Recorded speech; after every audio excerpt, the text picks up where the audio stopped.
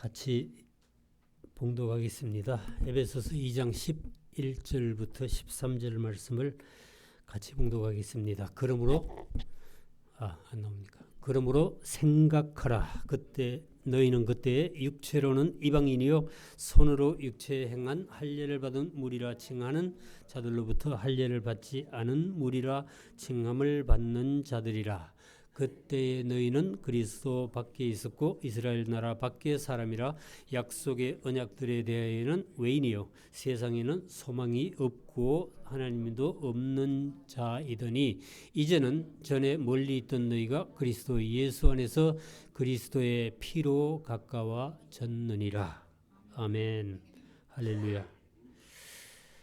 자, 2025년 마지막 달 마지막 주일입니다. 자, 우리는 그 한 해의 끝을 맞이하는 송년주일이 되면 그 무렵에 스스로에게 많은 질문을 던집니다. 올해 나는 무엇을 성취했는가? 무엇을 놓치고 또 무엇을 남겼는가? 무엇을 얻었고 무엇을 놓쳤는가? 맞습니다. 송년은 이 정리하는 시간이 아니라 사실은 결산을 해야 되는 시간이죠. 저는 이런 시간이 올 때마다 내 자신의 인생의 마지막 날도 있지 않은가라고 스스로를 이렇게 상기시킵니다. 한 해의 마지막 날이 있듯이 우리의 삶에도 마지막 날이 분명히 있을 것이기 때문이죠. 우리가 한 해를 새로 시작할 때에는 사실 그 한 해가 상당히 길어 보입니다. 온여울이 햇빛이 따가울 때에도 아직은 한참 남은 것 같은 생각이 들죠.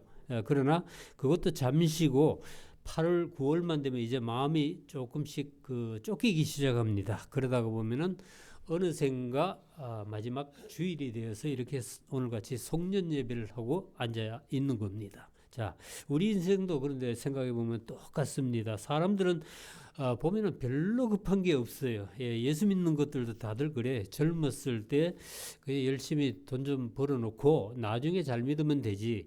젊어서부터 이렇게 뭐 매주 교회 나가면서 이렇게 생명보험 드는 것 치고는 너무 이건 낭비 아닌가 이렇게 생각하는 분들도 있는 것 같아. 성경 읽는 것도 나중에 시간 날 때 읽고 기도도 나중에 그러면서 허둥지둥 살다 보면은 어느새 덜컥 하나님 앞에 서 있는 자신을 발견하게 될 것이란 말이죠.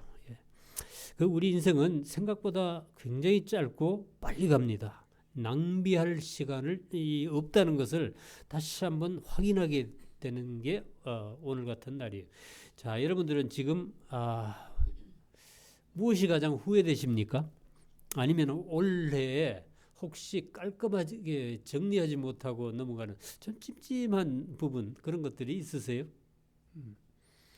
그래서 우리가 송년주일을 맞아서 자신의 지난 한 해 인생을 돌아보면서 회개할 일이 있으면 회개하고 정리해야 될 일이 있으면 정리하고 unfinished business 해결하지 못한 것들이 남아있다면 깔끔하게 정리하고 적어도 심정적으로는 새해를 맞이했으면 좋겠습니다. 자, 오늘 읽은 본문은 우리에게 너희 각자 스스로의 과거를 회상해보라 라는 말씀으로 시작합니다. 자, 그러므로 생각하라 그랬죠? 예. 자, 이 성경에서 굳이 어떤 한 방향을 지정하라면 하나님의 말씀은 분명히 미래지향적입니다. 성경은 시작부터 약속이 있었고 끝까지 그 약속이 성취되는 역사의 일직선을 보여주고 있습니다. 그래서 하나님의 일은 미래로의 한 방향인데 그래서 지난 일은 잊어버리고 앞에 있는 표대를 향해서 달려가노라 뭐 이런 말씀도 나오죠. 그럼에도 성경에는 잊지 말라, 기억하라, 기념하라 라는 하나님의 말씀이 많이 나옵니다. 이거는 분명히 과거로의 부르심이죠. 이스라엘 백성들이 출애굽한 후에 주님은 그 날을 기념하라 라고 명령하셨습니다. 신명기에도 보면은 너를 인도하신 여호와를 기억하라 라고 말씀하셨어요. 그러니까 과거를 잊어버리고 미래로 나아가는 것이 아니고 과거를 기억함으로써 미래로 나아간다는 말씀이죠. 그래서 이 기억이란 것은 성도가 미래로 건너가는 다리와도 같은 겁니다. 자, 오늘 본문에서도 보면은 생각하라 그랬는데 정확한 번역은 기억하라입니다. 기억하라라는 명령으로 시작을 하고 있습니다. 자, 여기서 앞에 디오라는 그러므로라는 접속사가 쓰였는데 그 이유는 앞서 우리가 공부한 2장 1절부터 10절까지 말씀을 배경으로 이러한 결론에 이르게 되었다는 뜻입니다. 앞절에서 뭐라고 그랬습니까? 한때에는 우리가 허물과 죄로 완전히 죽었었고 본질상 진노의 자녀였던 너희를 긍휼이 풍성하신 하나님이 그 큰 사랑을 인하여 우리를 그리스도와 함께 살리셨고 또 일으키셨고 예수 안에서 하늘의 하나님 보좌 우편에 앉히셨는데 그 모든 일은 은혜로 즉 하나님이 하셨고 우리 각 사람은 하나님의 손으로 지으신 작품이다 라고 했죠. 이게 복음입니다. 예. 이 복음을 우리가 다시 생각해 봐야 된다는 거예요. 그러므로 생각하라. 우리가 어디서 왔는지, 우리가 어떤 상태에서 구원을 받았는지, 그리고 어떻게 해서 우리가 만군의 하나님의 그 자녀가 되었는지 기억하며 살아야 한다는 말입니다. 여러분, 아무 생각 없이 교회만 왔다 갔다 한다고 자동적으로 신앙생활이 되는 것 아닙니다. 기독교인들은 끊임없이 자기 성찰을 해야 되고 나와 하나님과의 관계가 건강한지 점검해가면서 살아야 합니다. 그래서 생각하라, 기억하라 라고 명령하신 겁니다. 자, 여기서 본문에서는 뭘 생각하라고 했습니까? 자, 그때 아니죠. 11절부터 보겠습니다. 11절 하반부부터 너희는 그때 육체로는 이방인이요 손으로는 육체에 행한 할례를 받는 무리라. 이게 쉽게 말씀드리면은 할례 받은 유대인들의 입장에서 할례가 없는 이방인들을 향해서 너희들은 무할례당이다. 제 성경에는 무할례당이라고 그래놨는데 그렇게 칭함을 받는 자들이라. 그때에 너희는 그리스도 밖에 있었고 이스라엘 나라 밖의 사람이라. 약속의 언약들에 대하여서는 외인이요 세상에서 소망이 없고 하나님도 없는 자이다. 여기서 7가지 없는 게 나옵니다. 첫째로는 그 앞절에서 이방인이다. 그 다음에 무할례당, 할례가 없는 무할례당이다. 그 다음에 그리스도 밖에 있는 자들, 그 다음에 이스라엘 밖의 사람이고 언약들에 대해서는 외인이고 세상에서는 소망이 없고 하나님도 없는 자들이다. 자, 완전히 뭐 밖에 버려진 자식 같은 느낌이 들지 않습니까? 예, 그런데 이게 저와 여러분들의 이 구원받기 전에 실상이었다는 거예요. 이거는 뭐 우리가 좀 공부를 좀 열심히 해서 따라잡을 수도 없는 것이고 스스로 하나님께 나아갈 길을 찾는 능력도 전혀 없었습니다. 우리 과거를 돌아보면 이렇게 절망적이었다는 거예요. 예, 이거는 뭐 도덕적으로 좀 부족한 정도가 아니죠. 예, 하나님과 완전히 관계가 단절된 상태였습니다. 그리스도 밖에 있었고 예, 하나님의 백성 밖에 있었고 언약 밖에 있었고 소망 밖에 있었고 하나님 밖에 관계가 회복될 길도 어떤 수단도 없었다는 말입니다. 그리고 우리의 의지나 능력도 없었습니다. 자, 그렇게 밖에 버려져서 흑암에 앉아있던 우리에게 갑자기 하늘이 열리고 복음의 빛이 비춰진 거예요.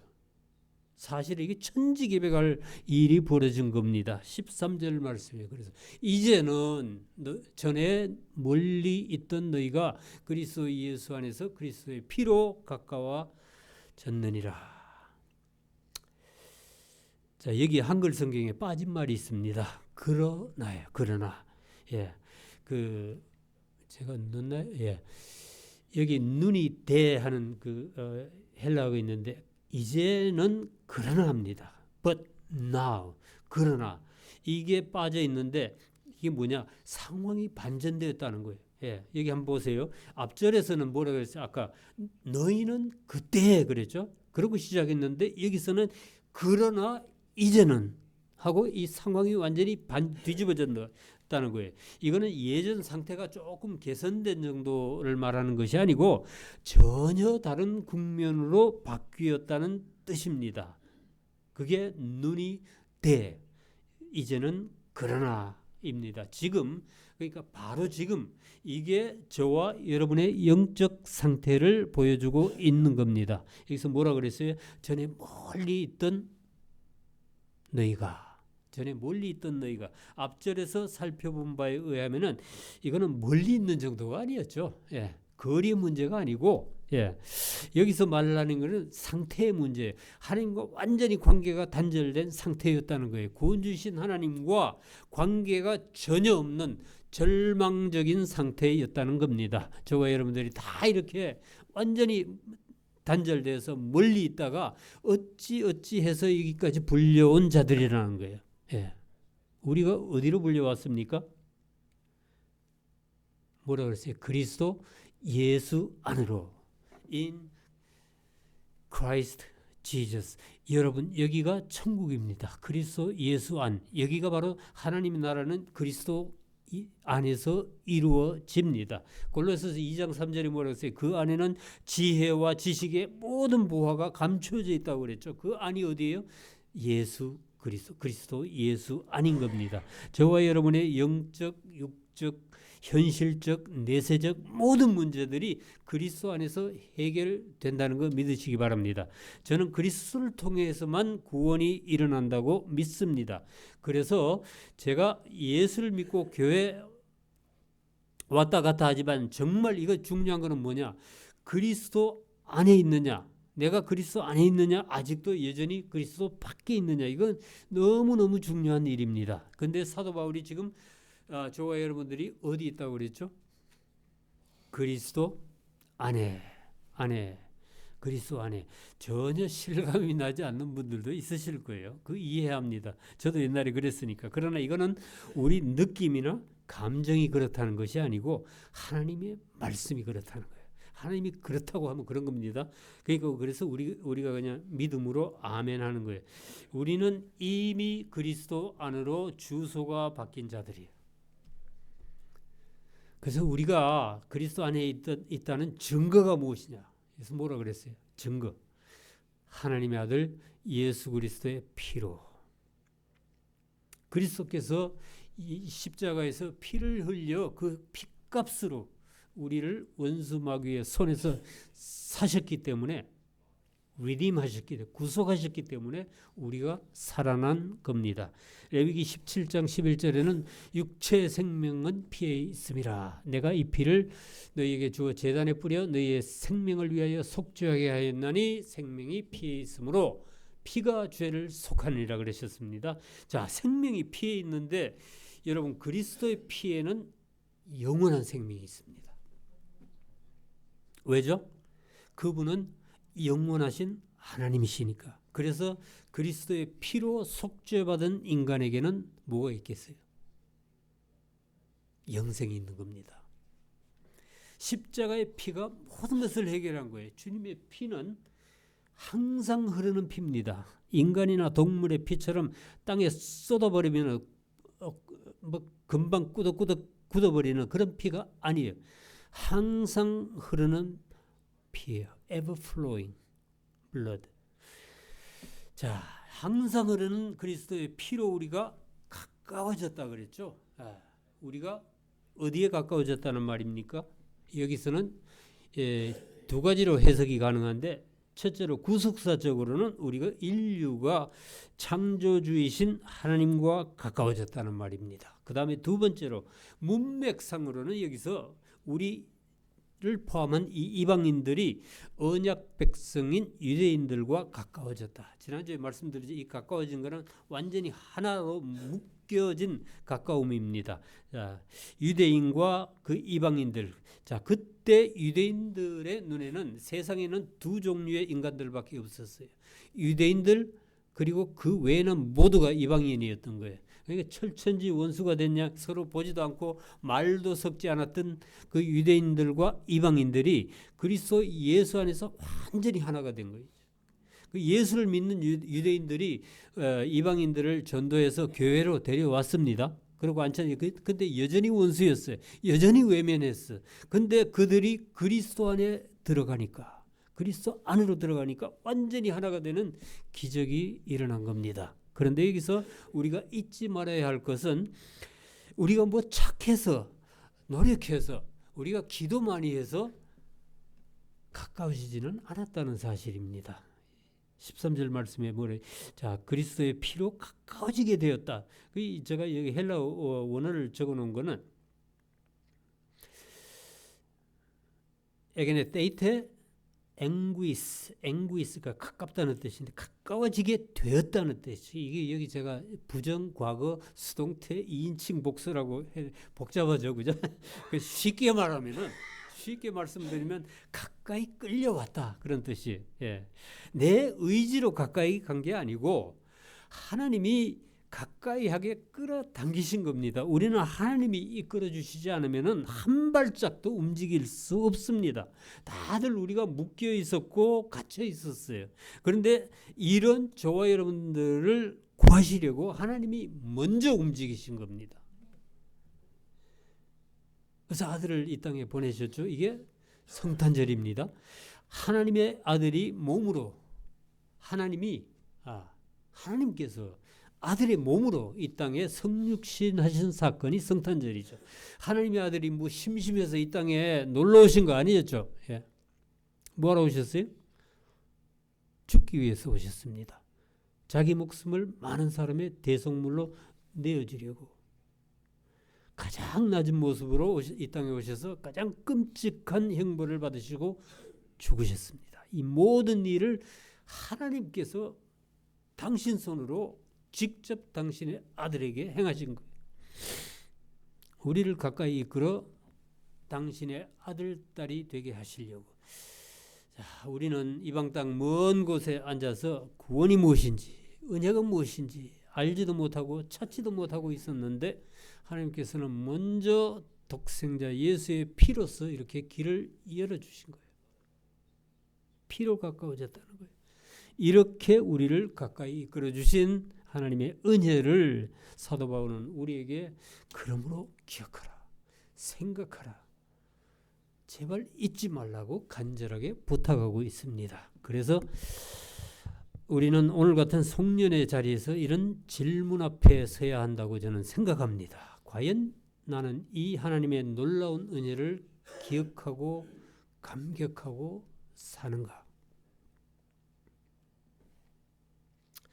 그런데요, 저나 여러분이나 솔직히 말씀드려서 그 하나님의 은혜를 기억하고 충분히 감사하고 사는 사람들은 없는 것 같아요. 머리로는 우리가 이해하고 다 믿습니다. 그리고 고백하죠. 손들고 찬양합니다. 다들 그러지 않았어요? 예.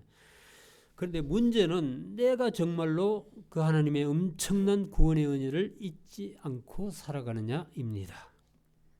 아니 목사님 지금 무슨 소리 하시는 거예요? 우리가 믿으니까 이렇게 주일마다 나와서 예배를 드리고 앉아 있는 거 아닙니까? 이렇게 말하고 싶으신 분도 있을 거예요. 그런데요, 저는 제 자신을 두고 하는 말이에요. 나는 내가 설교하는 그 하나님의 크신 은혜를 정말 믿으면은, 정말로 내가 그걸 믿는다면은 내 자신이 지금보다는 훨씬 많이 변해 있을 것이라고 생각합니다.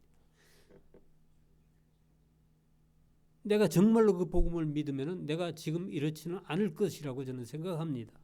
알아요. 성경에는 나를 합리화할 수 있는 말씀이 많이 있어요. 예, 하나님이 인간을 구원해도 성격은 안 변하더라. 뭐 또 기질은 은혜 받았다고 변하는 거 아니더라고요. 그런 그렇게 변명을 하기는 하는데 분명한 거는 내가 믿고 고백하는 것처럼 나는 변화받지 못했다는 거예요. 저는 여전히 누구를 미워하고 누가 억울한 소리를 하면 불뚝불뚝 화가 나고,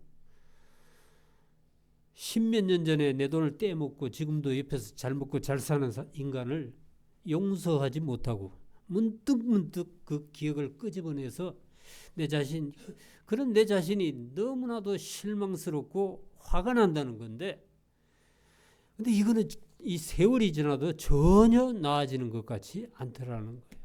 이게 뭘 말하는 거냐?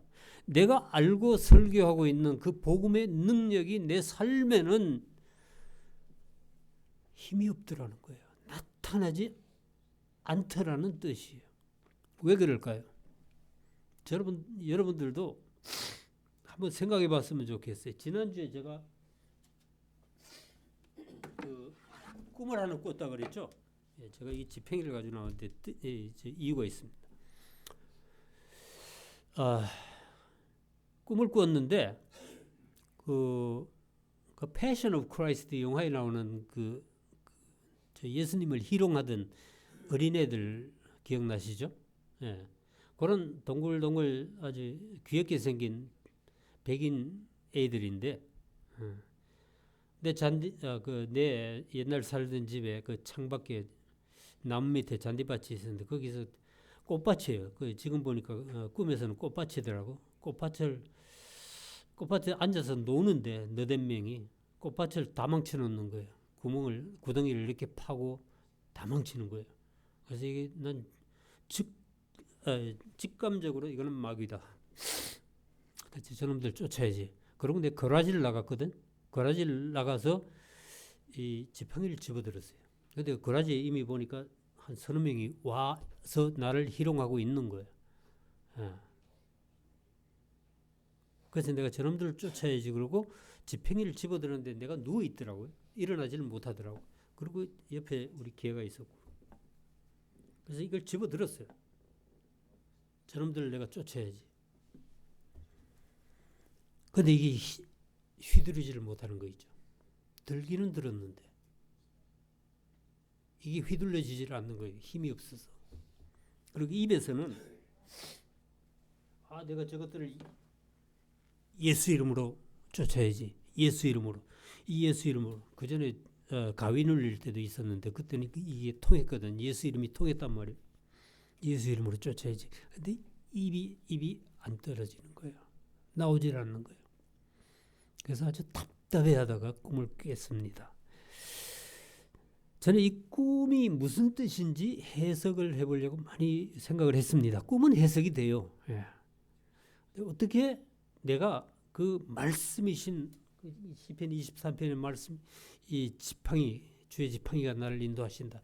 이 말씀이거든요. 말씀을 내가 들었는데 왜 그게 내가 휘두르지를 못했는지 거기에 대한 답이 나오지 않았어요. 그래서 지난주에는 제가 아마도 성령 충만이 답일 것이다 라고 말씀을 드렸었는데 그것도 맞는 것 같아요.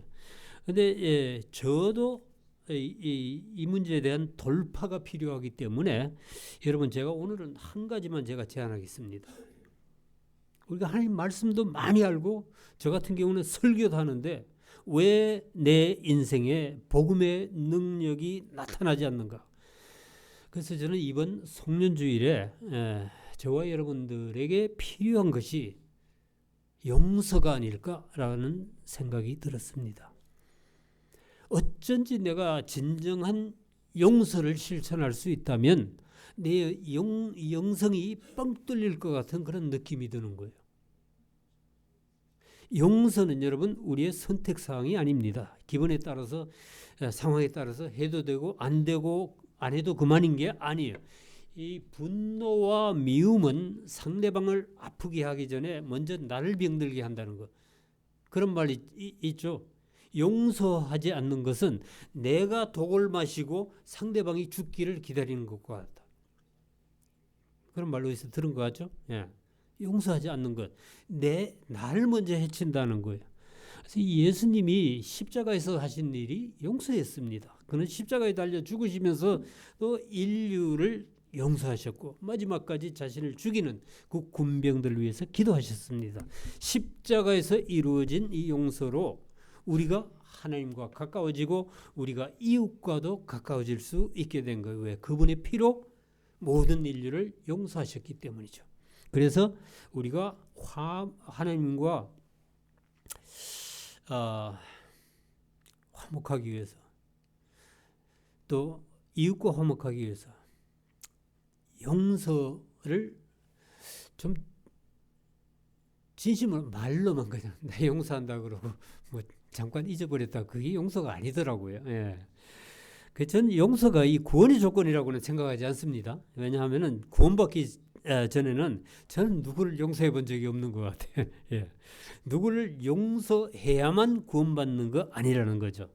주기도문에도 그렇죠. 우리가 이웃을 용서해야만 내가 하나님께 뭐 그런 비슷하게 나오는데 그것도 저는 그렇게 생각하지 않습니다. 왜냐하면은 하나님은 내가 그분을 찾기도 전에 죄와 허물로 죽어 있고 관계가 완전히 단절되어 있을 때, 아직 원수되어 있을 때 예수님이 먼저 찾아오셔서 피를 흘려 주셨기 때문에, 그래서 우리가 회개하고 난 후에 용서받은 것은 아닙니다. 예. 자, 그러나 제가 용서를 선택할 때, 내가 용서를 정말로 실천할 수 있으면은 비로소 내가 얼마나 그 흉악한 죄를 용서받았는가를 내가 알 수 있을 것 같아. 그러니까 내가 만약 용서가 불가능한 어떤 일을 정말 용서할 수 있다면 아마도 저는 그 복음의 능력을 체험할 수 있을 것으로 생각합니다. 그래서 누구든지 용서를 실천하는 분들은 제가 그분의 신앙을 정말 최고 경지에 이르렀다고 인정해 줄 수 있을 것 같아요. 예. 제가 신앙생활을 하면서 좀 느끼는 거 많지만 도저히 이해되지 않는 현상 하나는 또 이런 거 있습니다. 대부분의 성도들이 교회 생활을 아주 만족해 하시는 것 같아요. 예. 위로 하나님과의 관계는 너무 좋아서 막 기도하면 응답받고, 예. 하나님의 아들, 딸로 정체성도 분명하고, 더 보면은 믿음도 좋습니다. 예. 하나님과의 관계는 막 하늘이 뻥 뚫린 것처럼 좋아 보인다고. 근데 가만히 보면은 이웃과의 사이에는 아주 높고 견고한 담을 쌓아놓고는 아주 대단히 선별적으로 교제하고 가려서 사귀더라는 거예요. 혹시 여러분들 이런 거 느껴본 적 없어요? 세상에 널려있는 그 불신자들보다도 이웃 교회 그 성도들과의 교제가 오히려 더 껄끄럽고 불편하게 느껴진다는 거. 혹시 여러분들 그런 느낌 없었어요? 이거는 성도들의 그 위선적인 행동 중에 하나인데, 사실 저도 그런 면이 있더라고요. 예. 주위에 별로 제가 가린 사람 없습니다. 그런데 유독 다른 교회 목사들하고는 어쩐지 만나거나 교제하기가 불편해. 왜 그럴까요? 자, 이 시간에 우리 다 같이 눈을 감고 한번 생각해 보시기 바랍니다. 뭐라 그랬어요? 그러므로 생각하라 그랬죠? 눈을 감고 한번 가만히 생각해 보세요. 올 한 해 동안 나를 가장 힘들게 했던 한 사람, 아직도 용서하거나 잊어버릴 수 없는 그 한 사람을 머리에 떠올리시기 바랍니다. 만약 그런 이가 있다면, 없으면 좋겠지만, 한번 여러분들 그 예수님의 사랑으로 용서를 실천해 보시기 바랍니다.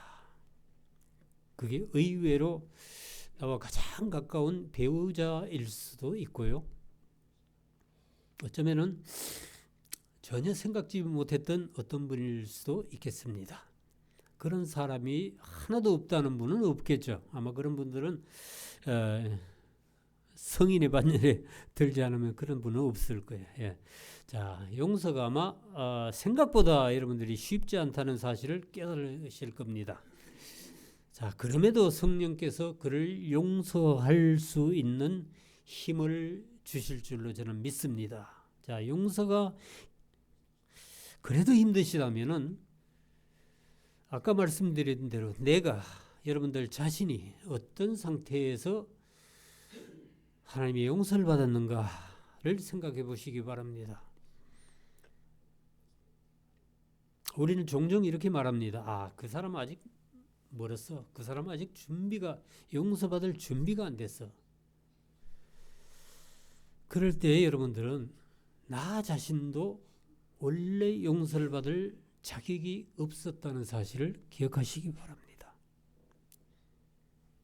그래서 용서는 단지 내가 어떤 이의 행위를 잊어버리는 것이 아니라, 정말 용서의 절정은 내가 상대방을 마음으로 축복해 줄 수 있는 데까지 가야 되는, 예. 진심으로 그가 잘 되기를 바라고 그가 잘 되는 것을 머리로 상상하고 축복해 주는 거예요. 여기까지 가면은 완벽한 용서가 이루어졌다고 할 수 있을 것 같아요. 자, 이제 눈 뜨셔도 됩니다. 예. 자, 마지막으로 여러분들은 새해를 맞이하기 전에 한 사람만 더 용서하십시다. 한 사람. 그게 누구에 있어요? 자, 아침마다 거울 앞에 서면 만나는 사람. 바로 여러분들 자신입니다. 많은 사람들이 타인은 용서해도 자기 자신은 용서하지 못하는 그런 모습을 보입니다. 유교에서는 그런 거 덕목으로 쳤습니다. 겸손으로 쳤어요. 그러나 성경에서는 아니에요. 자신을 용서하지 못하는 자는 나를 향한 하나님의 용서를 부정하는, 어떤 면에서는 그것도 교만이죠. 예, 교만입니다. 자기 자신을 용서할 수 있어야 비로소 이웃도 용서가 되는 겁니다. 저는요, 지난해 동안 누구를 제일 미워하고 제일 많이 정죄했는가 생각해 봤더니 누구도 아니고 바로 내 자신이었습니다. 그래서 예수님의 보혈에 의지하여 스스로를 용서하고 자신과 화해하는 그런 시간을 가지시기 바랍니다. 제가 깨달은 것 중에 하나는 내가 용서하지 못할 때 상대방이 잘못한 것은 참 계속 또렷하게 머리에 되살아나고, 그럴 때 하나님의 은혜는 생각조차 나지 않다라는 거예요. 희미하게 사라지고 아예 그것이 기억도 안 나는 거예요. 그러니까 내가 용서하지 못하니까 하나님과의 거리가 생기더라는 겁니다. 자, 말씀을 정리하겠습니다. 송년주의를 맞아서 우리는 기억해야 됩니다. 생각해야 됩니다. 우리가 어디에서 어떤 상황에서 불려나와 그리스도 안으로 들어왔는지, 그리고 그리스도 예수의 십자가의 피로 어떻게 우리가 그 흉악한 죄와 허물이 용서받았는지를 기억하시기 바랍니다. 그래서 우리가 주님께 받은 큰 용서로 이웃과 나 자신까지 용서할 수 있기를 주님의 이름으로 축복합니다. 기억하고 용서합시다. 기억하고 용서하시기 바랍니다. 2025년의 끝에서 은혜를 기억하시고 용서를 선택하는 여러분들 다 되시기를 주의 이름으로 축복합니다.